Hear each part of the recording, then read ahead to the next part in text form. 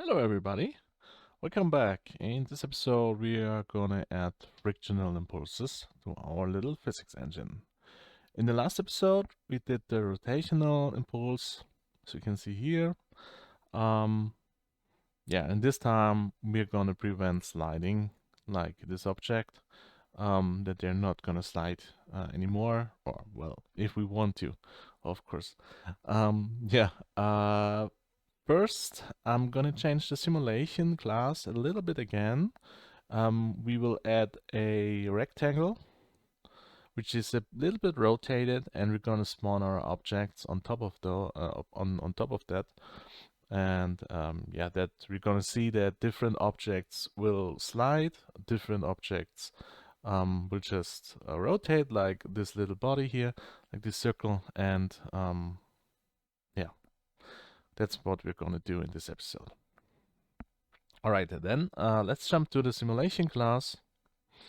And here I'm gonna change, um, I think probably everything, except the circle. This one can stay. We're gonna add a new circle too. But also we're gonna change the radius of those circles. I'm gonna copy. I'm gonna have two circles in this simulation class now. I'm gonna say the circle to 500, 300, and the other one to 600, 300, and the last circle will have a radius of 30, and a mass of 1. Okay. Then we have two rectangles. I think I'm just gonna use this rectangle here. This will have a coordinate of 200, 200 and 0, so that's right. A width of 200 and a height of 100 and a mass also of just 1. And then I'm gonna declare a new rectangle. I think I can copy this one here, right here. So let's copy that, and I'm gonna remove everything else. I'm gonna say the let rect is equal to the rectangle. And here I'm gonna change the coordinates to 500 and 500.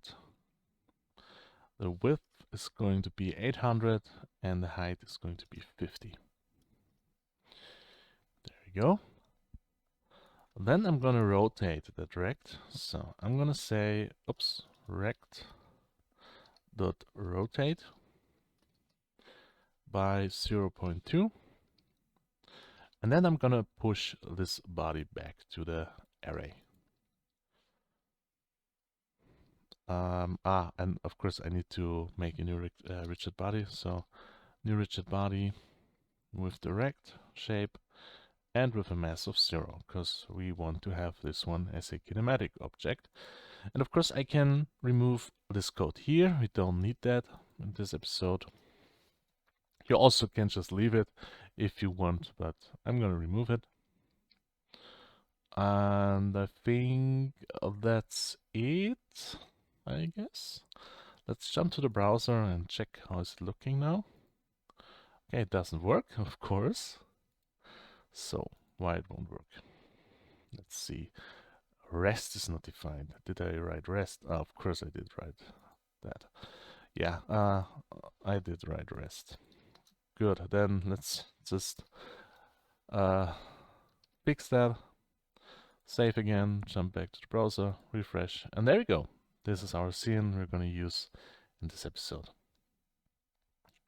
We will make these two circles here rotate, and I think I will change the code that this rectangle will just lie on this other rectangle here. I think we can also close this window here. All right. First of all, I want to change in the material.js file again something. And here I'm gonna change the friction from 0 to 0.01. That's just the default. You also can just set it for everybody. That's also possible. I'm just gonna set it here because if I set it here, I can get the same effect I want to achieve in this episode without setting it for everybody. Okay, so I'm just gonna set it here to show you that it's working. But of course, please play a little bit around with the values. You will also see that if you set this friction value too high, like to 0.5, I guess, or something like this, then the bodies will just jump around. So it's going to be a little bit unstable then. But for this value, it should easily work. Alright, then I'm going to the collision manifold again. And here we're gonna implement our rotational part. This whole code here is all for the, for the frictional part. This code here we did last time is for the rotational part. So I'm gonna make a new comment, frictional impulse, and here I'm gonna add the code for a frictional impulse. Okay. First, I need to create a new variable. I'm gonna call this velocity in normal direction. And this will be the velocity along the normal. Well, it's not going to be the velocity, it's going to be the relative velocity we calculated earlier. So it's going to be this velocity, okay? Yeah. Here I'm going to say this dot normal times the relative velocity dot this dot normal. All right. And then we have the velocity in this normal direction. Then I'm gonna get the tangent of this normal of this normal. And we can calculate this with subtraction from the relative velocity with the velocity in normal direction. Okay. One thing to the tangent. This is the direction where the friction, is acting, and we're gonna flip this direction now by scaling it with -1. So I can say tangent is equal to scale.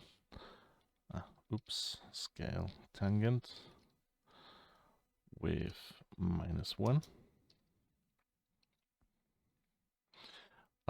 Then I need to calculate the friction again. Here we can use the same approach we did earlier with the restitution or with the bounciness.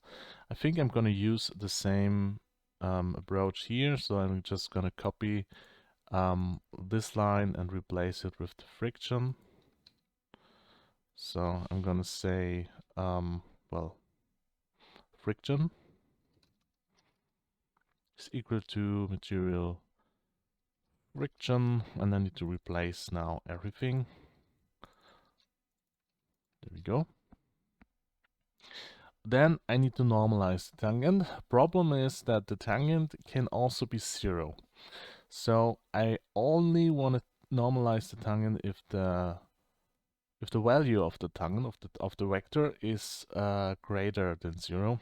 So I need to check if the tangent x part is greater than 0.000, a really small number, or the other part is a little bit greater than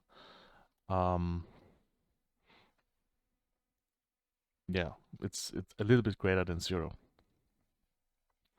Then I can say tangent normalize. Okay, and now I'm gonna draw an arrow or I hope it's gonna draw an arrow. So let's see. I'm trying to do it anyways. Let's say draw uterus, draw arrow, and I'm gonna say this dot Richie A dot shape dot centroid will be our center. Well, our start, and then let's, for the end position, this will be this dot Richie A dot shape dot centroid with the scaled tangent direction. I'm gonna scale it by 40. And of course I need to add a color, so I'm gonna say it will be blue. Good. Then back to the calculation. Then we're gonna do something similar like in the rotational part. We're gonna do another cross calculation. This time it's going to be P again to centroid cross tangent A, and again P to centroid A, cross tangent this time. It's exactly the same, but for the tangent of the body or of the contact. And we're gonna do the same thing for B2. There we go. And now we can calculate again a cross sum, but this time for the tangent. So let's say cross sum tangent is equal to P2 centroid cross tangent A times the same thing, tangent A, times the Ricci A invert inertia, plus the same thing for the other body. So tangent B, P2 centroid tangent B times Ricci B invert inertia. Okay, and if you write something wrong here, then you have a hard time finding the error. So make sure you write the right thing. I did that a lot of times, and it's really annoying. Okay, then we can calculate the frictional impulse. And this is calculated pretty much the same like the other impulse. So it's just minus then with 1 plus e times the relative velocity with the dot product, but this time along the tangent, and times the friction. There you go, that's our frictional impulse. Well, not really, we need to still divide it by, again, the inverse mass sum plus the cross sum. Okay, and then we compare the frictional impulse with the other impulse. And if the frictional impulse is greater than the other impulse, like from the top here, then we're gonna say the frictional impulse is the same.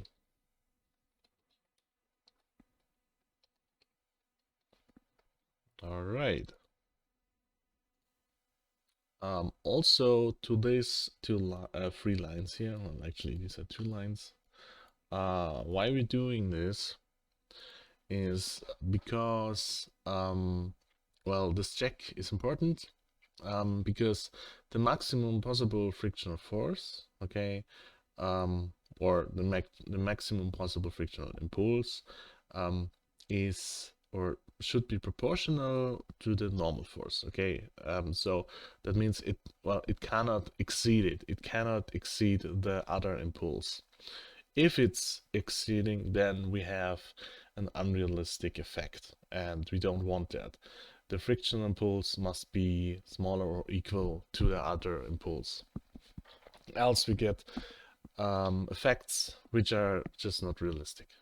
And that's why we are going to cap it right there. Good. Then we can calculate the frictional impulse vector again. So let's do that. Frictional impulse vector is equal to scale with the tangent and the impulse. Then we say this dot Ricci dot velocity is the velocity from the rigid body, because we're gonna subtract here something. Of course, with the other body, we're gonna add again something. It's the exact same thing we did with the linear impulse. Actually, I think we can copy it. No, I'm not gonna copy it. This time, I'm not gonna make that mistake. Yeah, this dot Ricci dot velocity. Then I'm gonna scale this velocity. Well, no, I'm not gonna scale it. I'm gonna subtract from the velocity the frictional impulse vector times the inverse mass.